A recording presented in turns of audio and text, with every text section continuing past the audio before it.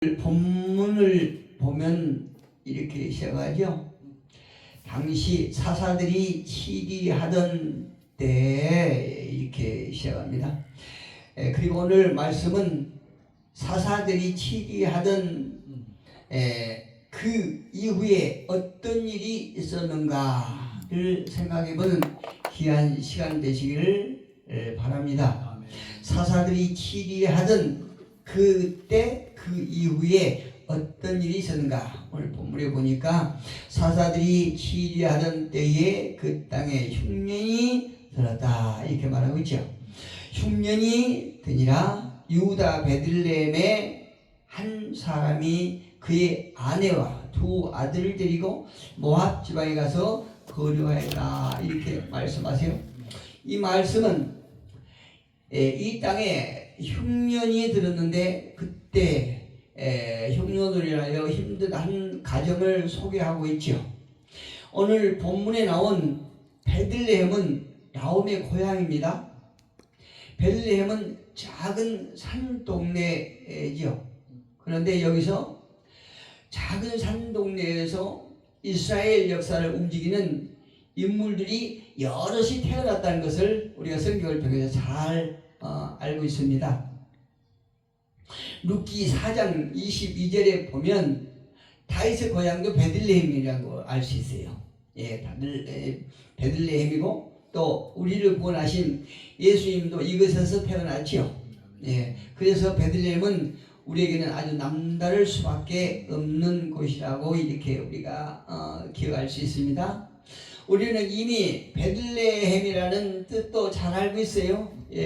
여러 이제 어떤 성경을 통해서 또 우리가 그 베들레헴이 어떤 뜻을 가지고 있나 알고 있는데 그 뜻은 떡집이죠. 근데 떡집이라고 해서 조금 더 이제 더 깊이 풀어보면 이 떡집이라는 것이 다른 의미가 있는데 또 음식이 품성이 있는 창고라는 뜻으로도 이제 해석되더라고요.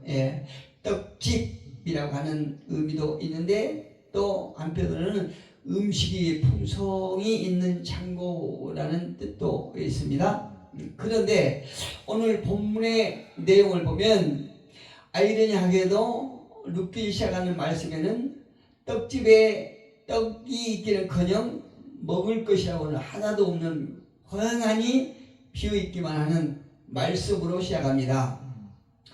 사사들이 치다던 때에 그 땅에 흉년이 들었다 이렇게 말해요.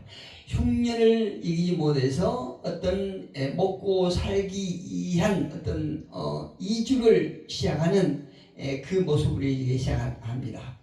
어떤 사람들에게는 때거리가 없다고 하는 말이 아주 캐묵은 옛날 이야기로만 이렇게 들릴지 모르겠어요.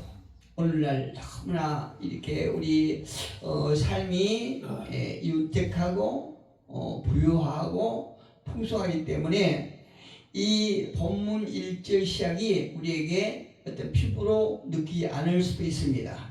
더구나 이렇게 젊은 사람들 또 어린 아이들에게는 전혀 이해가 되지 않는 말이기도 합니다. 하지만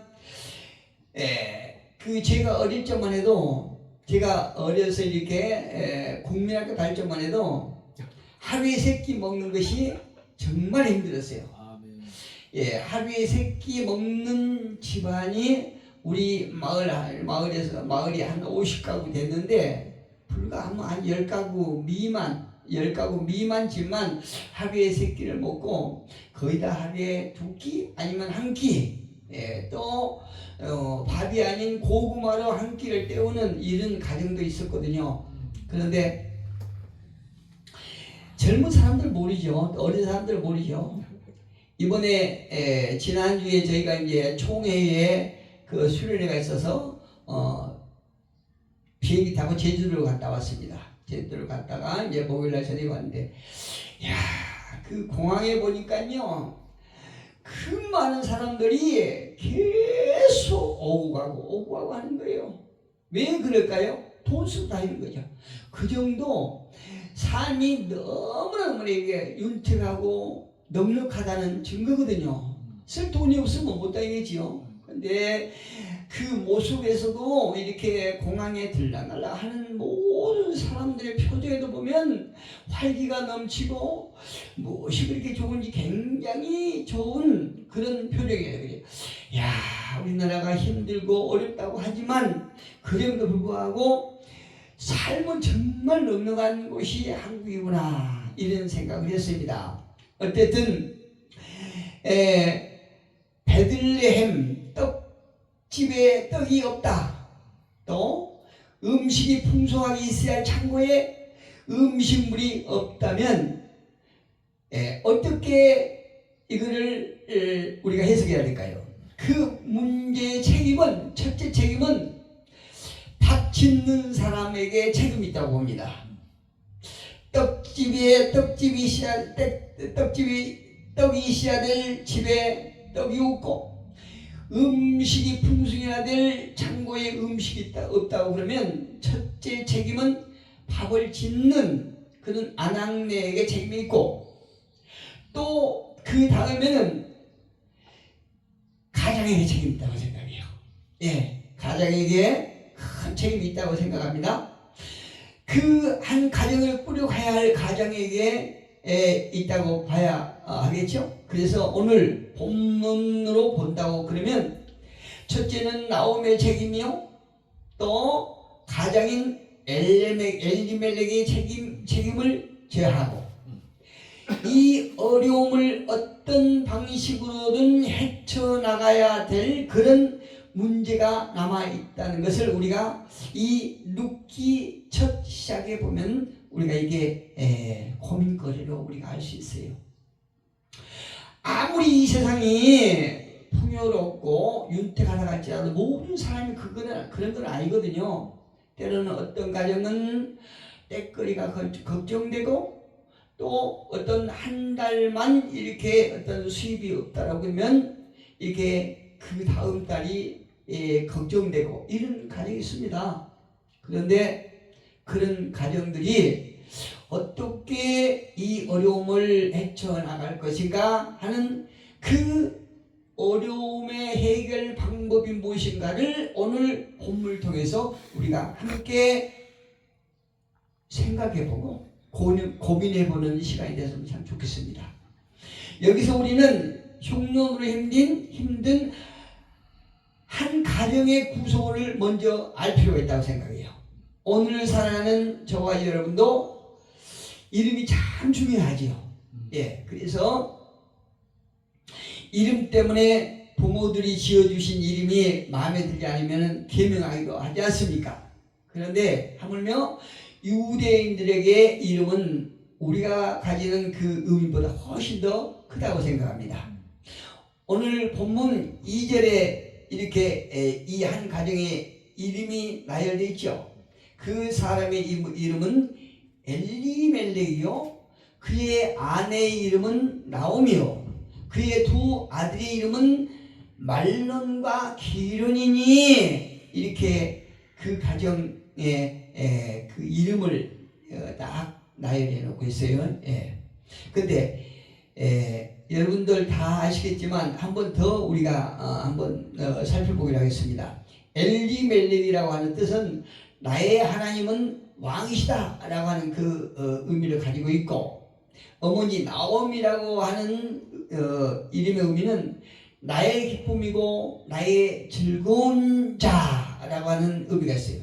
그런데 큰아들 말로는 병든다는 의미가 있을 거예요. 또 둘째 아들 기르는 약하다는 의미가 있어요. 그러니까 그 이름의 의미만 보면 이 가정의 두 아들의 이름을 보면 약하기 때문에 일찍 죽겠구나, 이런 짐작을 가지요. 약하기 때문에 일찍 죽게 되겠구나 하는 짐작이 가는데, 그런 어떤 문제가 있을 때 책임져야 할 가장의 이름에 한번 오늘 우리가 좀 시선을 집중해 봤으면 좋겠습니다. 엘리멜렉의 이름의 뜻이 나의 하나님은 왕이시다, 이런 의미를 갖고 있다고 했죠. 다시 말씀드리면 우리가 살아가면서 어떤 문제가 있을 때에 하나님께 맡겨야 한다는 그런 의미가 있는 거예요. 다시 말씀드리면 어떤 문제가 발생했을 때 그 문제를 내가 해결하려고 하는 것이 아니라 하나님의 통치, 하나님의 지시에 맡겨야 한다는 그런 의미가 있다 이 말씀이에요. 누구에게? 이 가정에게. 예. 때거리가 없을 정도로 아주 궁핍한 이 가정의 진짜 책임이 가장에게 있다고 그러죠. 근데 그 다른 사람은 몰라도 이 가장은 그 이름의 뜻대로 나의 하나님은 왕이시다 라고 하는 의미를 가지고 있기 때문에 어떤 식구보다도 엘리멜렉은 어떤 문제가 발생했을 때 가정에든 어떤 외부에서든 문제가 발생했을 때에 하나님의 지시에 따라야 되고 하나님의 통치를 받아야 된다는 그런 의미가 있다 이 말씀이에요. 사사시대 때 아무리 모든 사람이 자기 소견에 옳은 대로 살았을지라도 이 엘리멜렉만큼은 흉년이 들어 먹을 것이 없을지라도 최소한 두 가지 정도는 깊이 묵상하고 결론을 내리셔야 된다 이런 말이에요. 그 엘리멜렉이 어려운 가정에 가장 먼저 깊이 묵상하고 판단하셔야 될 첫째는 우리 믿음의 선배들은 이렇게 흉년이 만났을 때에 어떻게 해결했는가에 대해서 깊이 묵상해야 된다는 얘기예요. 그리고 둘째는 하나님께서는 이 흉년을 어떻게 이겨나가기를 원하고 계시는가 이거를 보셔야 된다는 거죠. 누굴 통해서? 믿음의 선조들을 통해서 또 구절을 통해서 믿음의 조상들이 살아왔던 그 하나님에 대해서 깊이 생각하고 이 문제를 어떻게 해결나갈 것인가 라고 하는 결정을 해야 된다 이 말씀이에요. 그런데 이 문제를 엘리멜렉이 하나님께 질문을 드렸다고 오늘 저는 가정해 보고, 그렇다면 첫째 믿음의 선배들의 삶을 저는 먼저 아브라함의 예를 들어 보려고 그럽니다. 저는 아브라함을 참 좋아해요. 아브라함도 실수를 하고 거짓말도 했잖아요.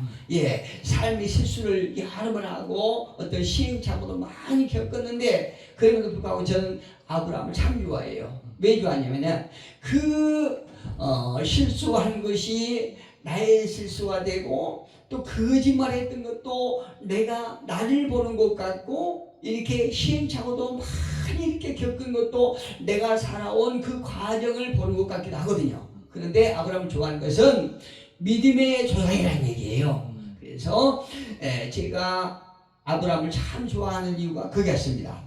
먼저 창세기 12장 10절에 보니까 이런 말씀이 있습니다. 창세기 10장 10절에 10장 10절로 20절에 보니까 성경은 이렇게 말씀하고 있어요.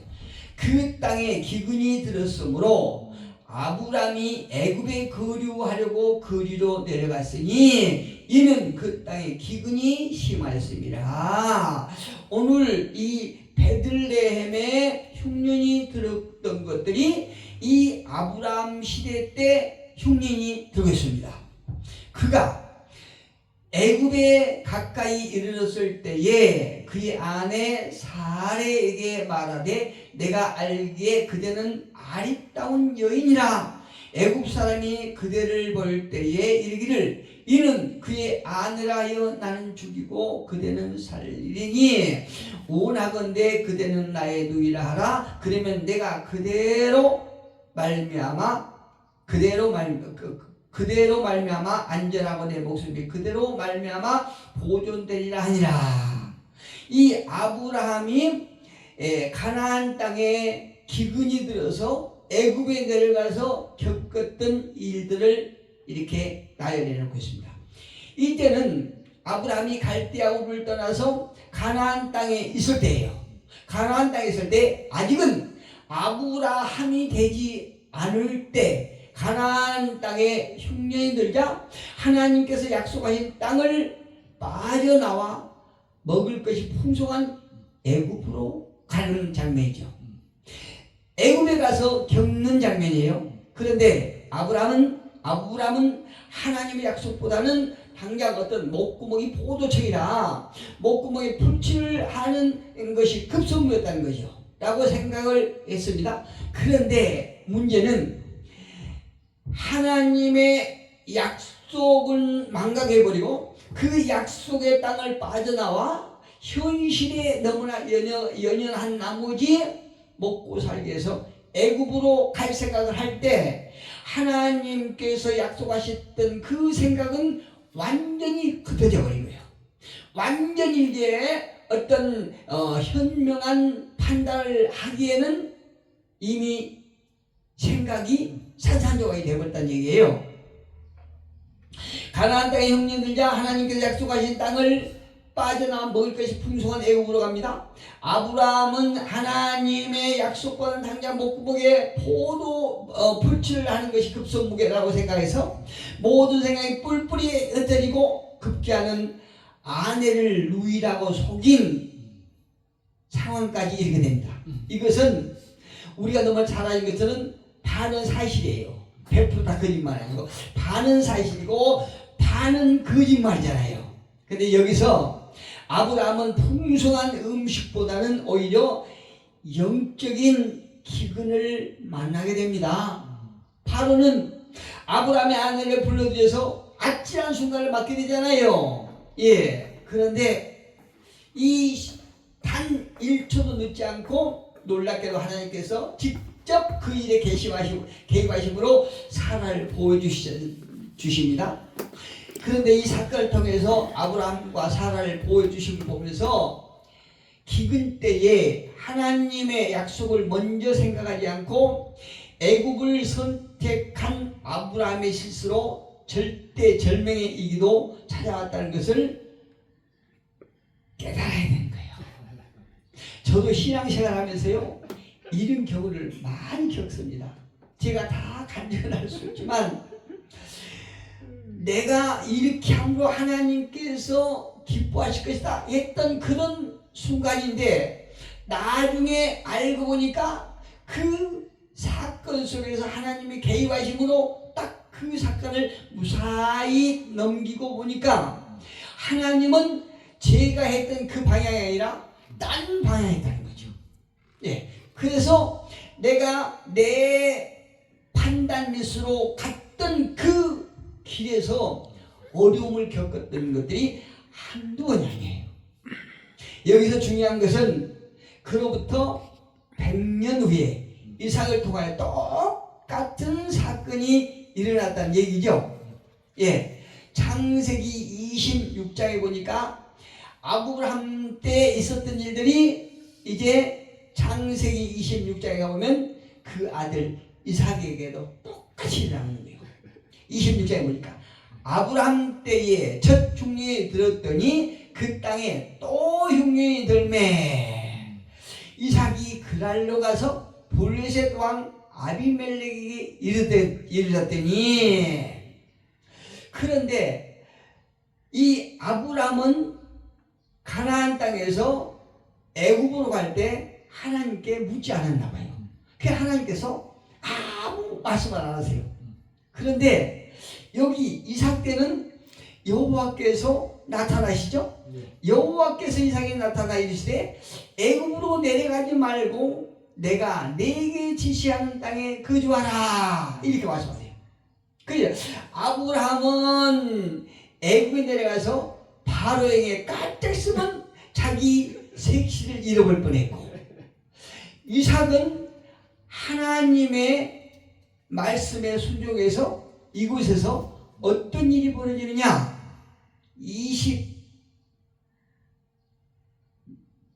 28절입니까?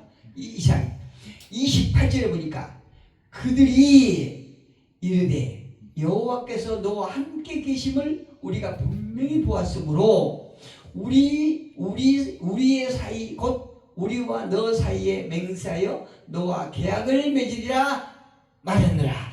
이삭은 아브라함이 실수한 것과는 정반대로 이삭은 거기서 대성공을 한 거예요.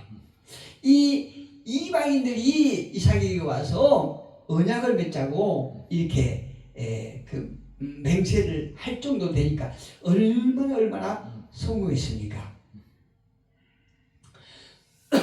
그렇다면 우리는 이와 같은 기근을 만났을 때 아브라함처럼 행동할 것인가 아니면 이삭처럼 행동할 것인가를 먼저 결정해야 될 것을 우리가 일깨워주는 대목입니다. 여기서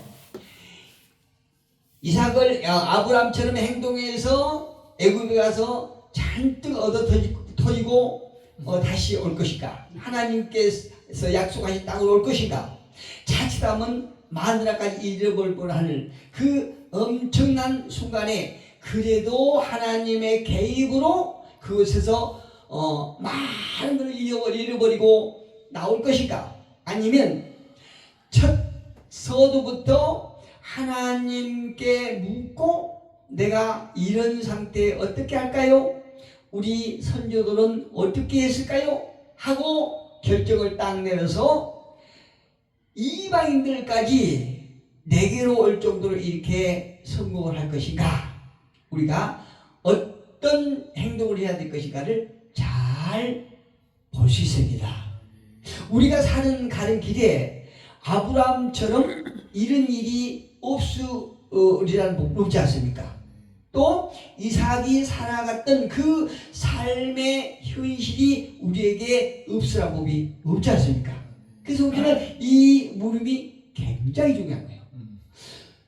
꼭 우리가 성경 말씀이 아니라도 성경 말씀을 보면서 내가 신앙생활하고 오는 과정 속에서 내가 겪었던 경험들, 체험들, 이런 것들은 충분히 우리가 결정할 수 있는 그런 어떤 제공거리가 굉장히 많을 줄 생각합니다. 그런데 우리는 은혜 받을 때는 은혜가 충만해서 내가 이런 삶을 살아야 되겠다 하지만 금세 또 잊어버려요. 이게 문제라는 거죠. 이게 문제. 그래서 또 실수하고 또 함정에 들어가고 또 올가미 씌우고 또 손해를 보고 이렇게 많은 손해를 보면서 우리는 계속 살아와요. 꼭 다람쥐 쳇바퀴 돌듯이 꼭 거기서 머물거든요. 여러분은 어떻게 생각하십니까? 아브라함처럼 행동하고 싶으세요? 아니면 이삭처럼 행동하고 싶으십니까? 저는 바라건대 저를 비롯해서 여러분도 이삭처럼 행동해서 우리가 더 나은 삶을 살기를 예수 이름으로 축복합니다. 둘째로, 하나님은 어떻게 흉년을 이겨나가기를 원하고 계시는가? 이 질문은 우리가 함께 레위기 26장을 보면 잘 나와 있어요. 오늘 시간 관계로 그 다 읽지를 못하고 제가 소개를 해야 되는데요. 레위기 26장을 자세히 보게 되면 여러분 집에 가셔서 꼭 한번 통독을 해보십시오. 정독을 해보세요. 레위기 26장을 자세히 보면 하나님께서 이스라엘 백성들에게 내리시는 심판의 그 어떤 레파토리를 보면요, 꼭 3단계예요. 3단계로 레위기 보면 잘 나와 있더라고요. 3단계인데 첫 단계는 무엇으로 심판하시냐? 흉년으로 심판하시죠. 흉년으로. 두 번째 단계는 수탈로, 그러니까 천대가 새어나가는 거죠. 천대를 돌을 막 새어나게 병으로 해서 관계로 해서 어떤 모습에서 자꾸 수탈로 이렇게 심판하시죠. 3단계는 어떻게 심판하시냐? 포로로. 예수 믿는 사람들이 불신자들에게 자꾸 얻어 터지게 하는 거예요. 불신자들에게 자꾸 무시당하게 하는 거예요. 똑같아요. 이스라엘 백성들을 하나님께 심판하시는데 3단계 심판하는데 첫째는 흉년이요, 두 번째는 수탈이요, 세 번째는 포로로 이렇게 심판하시는 것입니다.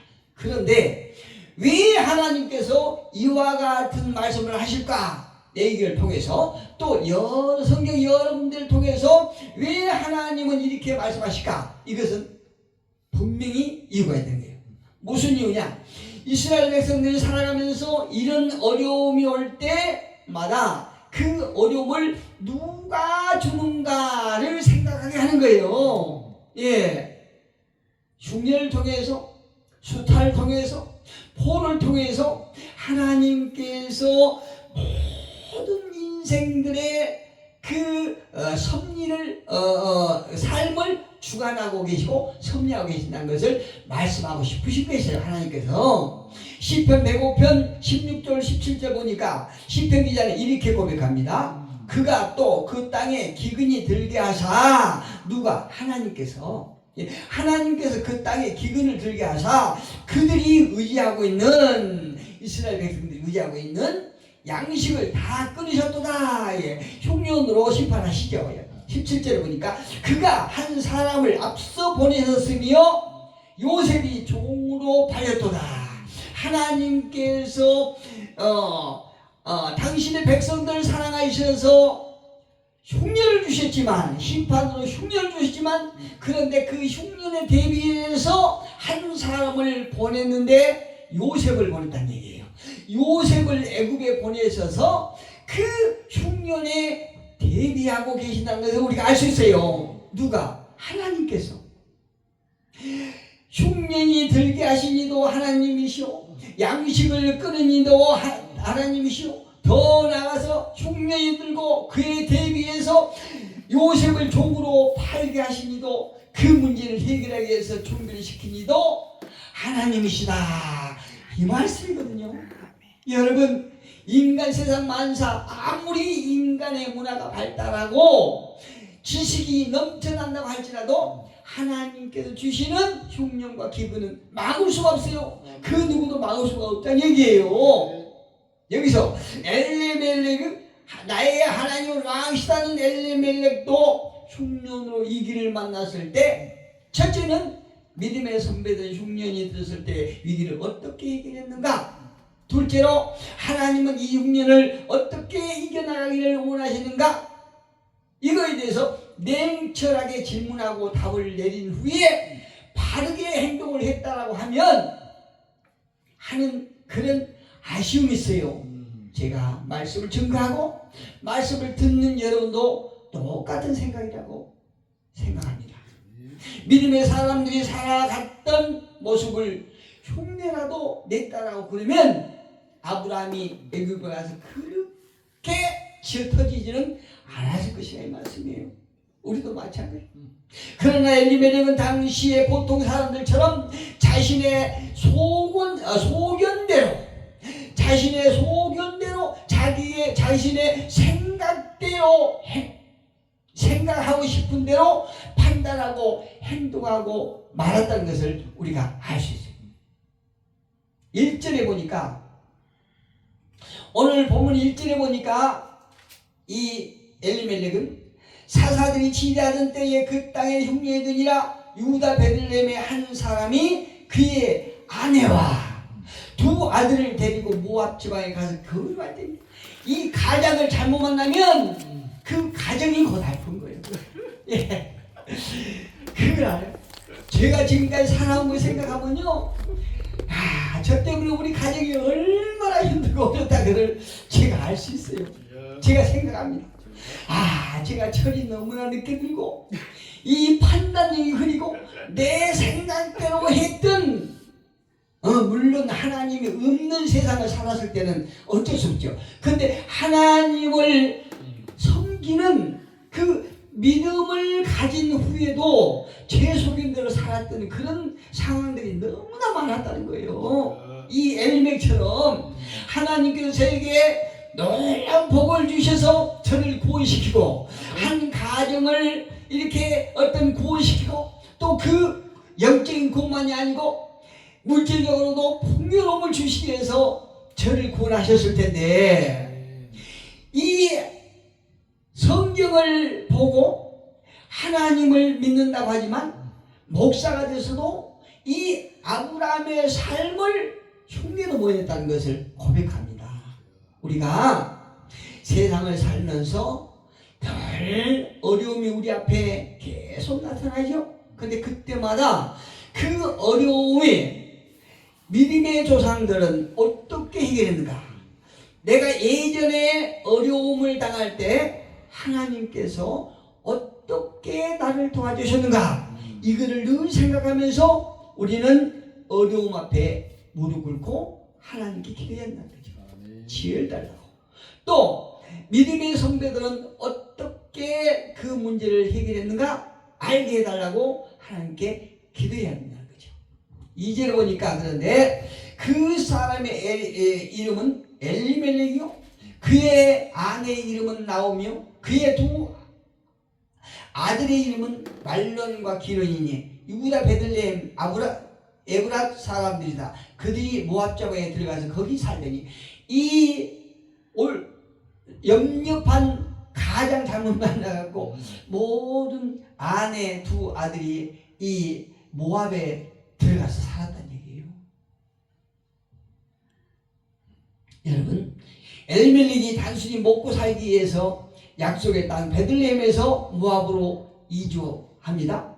그런데 이 문제는 단순한 문제가 아니라고 저는 생각해요. 베들레헴은 유일하신 하나님을 섬기는 하나님의 백성이죠. 그 반면에 모압 사람들은 송아지 모습으로 만든 그모스를 섬기는 사람들이에요. 그모스라고 하는 뜻은 전쟁의 신이거든요. 저와 여러분이 살고 있는 이 땅에 앞으로 어떤 일이 벌어질지 하나님만이 아십니다. 아멘. 이 땅에 어떤 어려움과 기근이, 영적 기근, 육적 기근이 생길지 우리는 알 수 없다는 얘기예요.